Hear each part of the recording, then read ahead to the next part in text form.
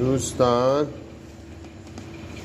یه بارتی 5 کیلو سیب زمینی رنده شده خنک شده.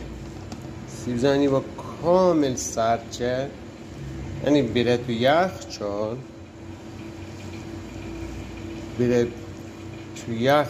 کاملا سرچه بیاد بیرون. امروز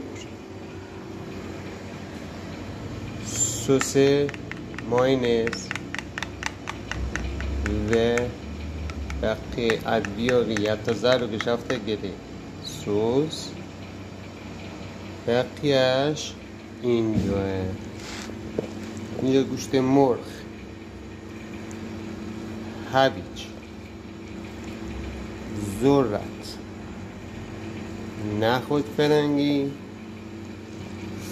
سبزیجات معطر،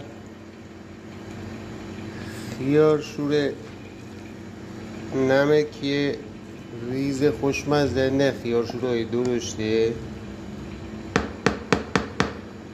فول بچار،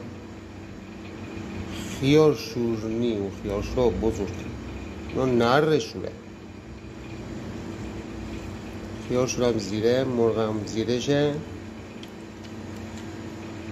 خش 700 گرم تا 1 کیلو مرغ پخته شده، یه ریش شده، یه ساتری شده گلیشه رنبه رو یه قاطی کردن آمده شده را میزنم براتون.